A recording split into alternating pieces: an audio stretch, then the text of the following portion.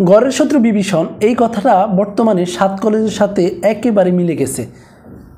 কারণ 7 কলেজকে বিশ্ববিদ্যালয়ে রূপান্তরের সবচেয়ে বড় যে প্রতিবন্ধকতা সেটা হচ্ছে 7 কলেজের শিক্ষকরা। আপনারা এই ভিডিওটা একটু দেখেন। ইস্যু নিয়ে বিভিন্ন ধরনের সমস্যার সম্মুখীনের মাথায় আমরা যে প্রবলেমটা ফেস করতেছি সেটা হচ্ছে বর্তমানে শিক্ষকদের আমাদের সাথে নোংরা একটা পলিটিক্স খেলা করবে।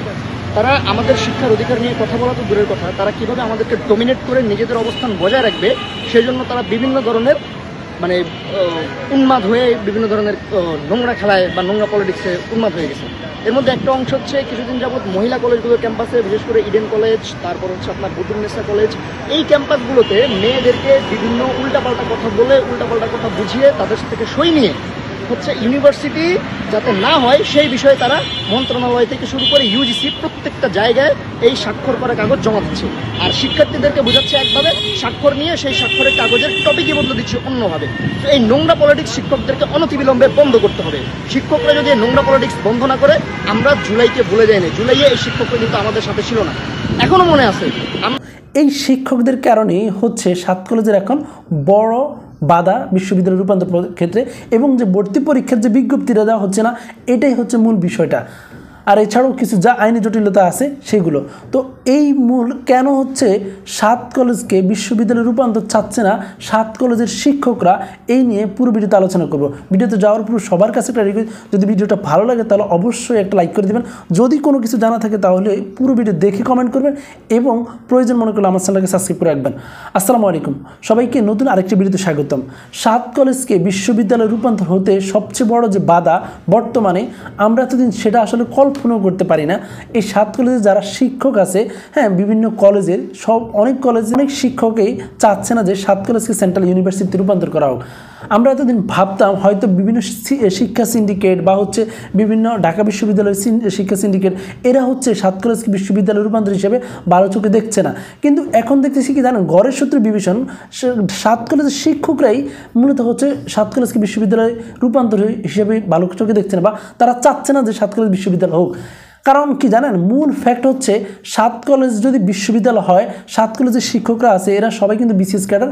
এই সকল শিক্ষকদের বিশ্ববিদ্যালয় হয়, তাহলে এই কলেজে আর তারা থাকতে পারবে না। অনেককেই এই কলেজ থেকে অন্যান্য কলেজে ট্রান্সফার করতে হবে।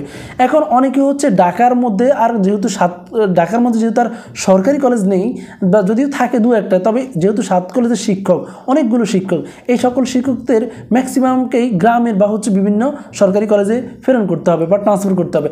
এখন ঢাকার মধ্যে থাকলে যে সুযোগ সুবিধা তারা ভোগ করতে পারবে, বা 7 কলেজের যে একটা ফ্যাসিলিটি আছে, এইগুলো যারা ভোগ করতে পারবে, হয়তো অন্য কলেজে গেলে বা অন্য জায়গাতে গেলে এই ধরনের সুযোগ সুবিধা পাবে না। এই জন্য অনেক শিখতেছে 7 কলেজের বিভিন্ন স্টুডেন্টদের মাধ্যমে, স্টুডেন্টকে বুঝিয়ে বিভিন্ন গণহারে আপনার সিগনেচার নেয়, এবং সেগুলো শিক্ষা মন্ত্রণালয় এবং ইউজিসির কাছে স্মারকলিপি হিসেবে জমা দেয়। তো এই জন্য আসলে 7 কলেজে এখন বিশ্ববিদ্যালয় রূপের বড় একটা প্রতিবন্ধকতা। আমরা এর আগে জানতাম কি হয়তো বিভিন্ন শিক্ষা সিন্ডিকেট বা অন্য কোনো ইস্যুর কারণে, কিন্তু ভিতরে এখন বুঝতে পারছি যে আসলে 7 কলেজের শিক্ষকরাই মূলত 7 কলেজকে বিশ্ববিদ্যালয় হতে চাচ্ছে না বা বিশ্ববিদ্যালয় করতে চাচ্ছে না। অতএব তাদের নিজের স্বার্থের জন্য তারা 7 কলেজকে এতগুলো স্টুডেন্টের চেয়ে তাদের আসলে স্বার্থটাই বড় হয়ে দেখছে। তো আজ কয়েকদিন যাবৎ দেখলাম যে 7 কলেজের যে ভর্তি পরীক্ষার বিজ্ঞপ্তিটা কেন প্রকাশ হচ্ছে না, এছাড়াও বিভিন্ন আইনি কিছু জটিলতা আছে। আইনি জটিলতার চেয়েও সবচেয়ে বড় 7 কলেজের শিক্ষকদের যে জটিলতা, এই জটিলতাটা। কারণ এখান থেকে তারা যদি এখনও অসম্মতি হয়, এই জন্য 2024-25 শিক্ষাবর্ষের ভর্তি পরীক্ষার যে বিজ্ঞপ্তিটা সেটা এখনও প্রকাশ করতে পারছে না, যেহেতু এখন ঢাকা বিশ্ববিদ্যালয়ও না, এবার এদিকে সেন্ট্রাল ইউনিভার্সিটি না, কার ওদিন মূলত ভর্তি পরীক্ষাটা নিবে। তারপর আমি যতটুকু জানি, সর্বশেষ যে আপডেটটা আছে সেই অনুযায়ী জানি যে 2024-25 শিক্ষাবর্ষে যদি ভর্তি পরীক্ষা হয়ও, তাহলে অবশ্যই সেটা ঢাকা সেন্ট্রাল ইউনিভার্সিটির নামেই ভর্তি পরীক্ষাটা হবে।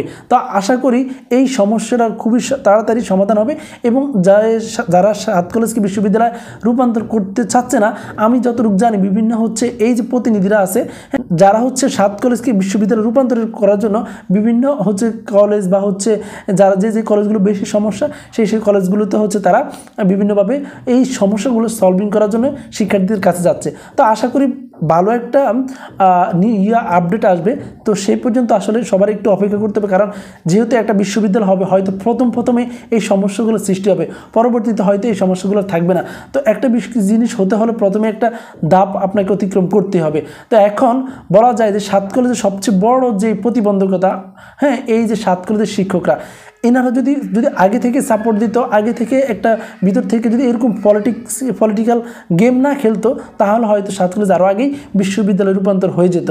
এই যে এখন আমরা বুঝতে পারছি মূলত হচ্ছে 7 কলেজকে বিশ্ববিদ্যালয় না করার পেছনে মূল কারিগর হচ্ছে 7 কলেজের শিক্ষকরা। অর্থাৎ তাদের যে স্বার্থ তারা পূরণ হবে না, স্বার্থের মধ্যে আঘাত আসবে। এই জন্যই তো এই পর্যন্ত ভিডিওটা, সবাই ভালো থাকবেন, সুস্থ থাকবেন, দেখাবো অন্য কোনো ভিডিওতে। সে পর্যন্ত আসসালামু আলাইকুম।